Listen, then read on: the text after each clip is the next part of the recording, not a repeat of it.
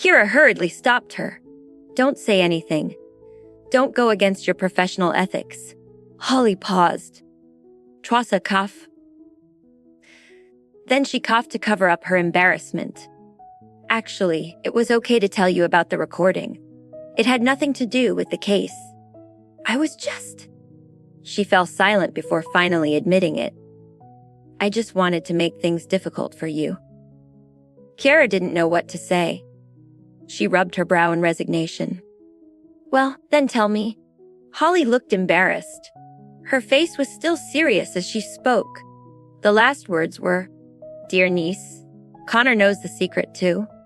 Please make sure his tuition fee is covered. The room was quiet for a while. Kira frowned. Czarsze music. Even though she had guessed that Finley wouldn't leave a message about any secrets, and that Connor surely knew something, she still found the message strange. She had gone to Finley intending to pay $5 million to buy the secret. Czarsze music. If she learned the secret from Finley, why would she still have to cover Connor's tuition? Or was it that Finley had never planned to sell her the secret? Kira shook her head, grateful for her arrangement. She didn't accuse Connor of being the murderer right after the crime. Otherwise, hey music, she might never be able to pry the truth out of him. Now, she would wait for Connor to crack under the criticism. However, Holly was a bit worried. Kira, try on music tour. Don't overdo it. If he throws away his phone, you'll lose the most crucial piece of evidence, Shaka Musica sure, and you'll never turn this case around. At this, Shamusic Kira frowned. After the incident, she was taken to the police station right away and didn't get a chance to tell Samuel what needed to be done. She wondered if Connor had changed his phone. No, he won't. Lewis suddenly interjected. He said calmly, after the incident, Connor threw away his original phone and switched to an identical one. I've already retrieved the first one.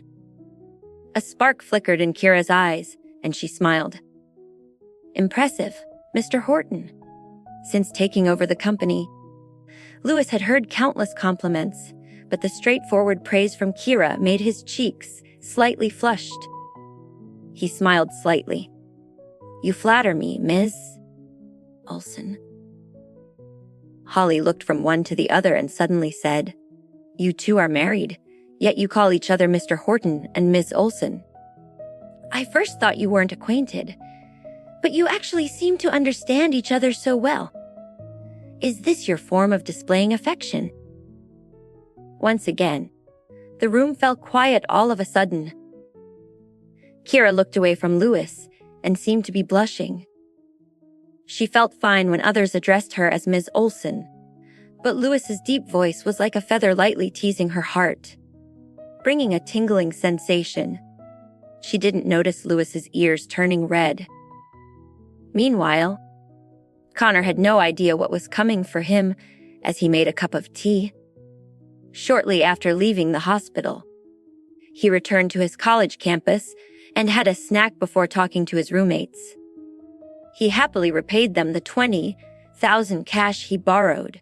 Some took $6,000 and snidely commented, I knew you seemed way too confident about being able to pay back the loan. So, someone was ready to pick up the tab for you. Connor didn't understand what they meant. But another second, Generation Rich student threw the money on the ground. Sure hell no. I don't want your filthy money. You earned it by selling out your own father? Do you have no shame spending it? Chor Connor was stunned. What do you mean? Chor, you want to know? Troch. The guy handed Connor his phone. Sure, check this out. Chor Connor took over the phone and saw the footage of Samuel giving him money, and the video was now spreading on the internet. Everyone was slamming him for being an ungrateful son who signed a letter of understanding for money. Connor waved his hands. No, that's not true. I didn't take her money. This $20,000 is what I borrowed from you guys. It was only an emergency fund she gave me because the police had seized. His roommates didn't believe him. Twitter, if you say so, we'll take your word for it. Connor thought they believed his explanation and let out a sigh of relief. One of them picked up the cash left on the floor by the rich kid. Don't throw it away. You can buy us dinner with it. The rich kid sneered. Fine, let's go. As Connor followed them to the door, intending to join them, someone stopped him. Where are you going? Connor was taken aback. Aren't we going to have dinner? Oh, no. We would rather not have you. If you come with us, we'll probably get interrupted by reporters. You'd better stay in the dorm. His roommates went out, leaving Connor alone in the room. He had a gloomy look in his eyes. He moistened his lips, trying not to give it much thought. After all, having a father like that, he was used to the strange looks from others. He pulled out his phone and called Isla. As soon as the call was connected, Isla's gentle voice came across. What's wrong? Connor remained silent. Isla sighed. I saw the comments online. Actually, it's a good thing. I can force music Kira to confess sooner, and you'll be safe. Connor responded with a non-committal mum. Isla comforted him. Connor, you have to live with it. If you can't bear it, everything will be revealed. You can't go to jail. If you do, what will become of me? Connor's expression music softened. Having a father like that was indeed painful. His neighbors and classmates all looked down on him. Only Isla was different. She was like a beam of light that shone into his world when they were in junior high school. She would bring him breakfast and tutor him when he didn't do well in his studies. She told him not to mind the looks other people threw his way. He only got into Ocean Union University because of Isla. Church music, her gentle demeanor, and the image of the girl next door made him admire her ever since he was a teenager. Church music, so. When she appeared in front of him and said that his father had threatened her and asked for $5 million, music, he became unusually enraged. His father could bully anyone in the world except her. That was why Connor decided to kill Finley and frame Kira. Connor had always desired Isla, but the situation was different now. He had killed for her. So, Connor lowered his eyes and asked, when can we be together? Isla paused before replying softly, soon. The Horton family is going to break off the engagement with me.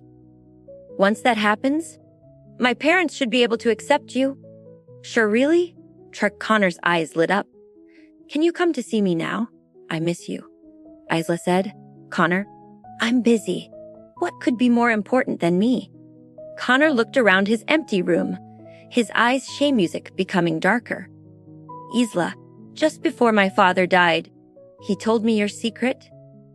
Meanwhile, at the hospital, Kira and Lewis were listening to their conversation. Upon hearing music this, Kira raised an eyebrow. Finley had indeed told Connor music the truth. The next moment, she heard Isla say in disbelief, Connor, stop talking nonsense. What kind of secret can be between your father and music me? Clears throat. Connor scoffed. Of course. It's about you and Kira. Kira couldn't believe her ears. Was this the evidence she needed? To listen to the full audio series, install the Pocket FM app now.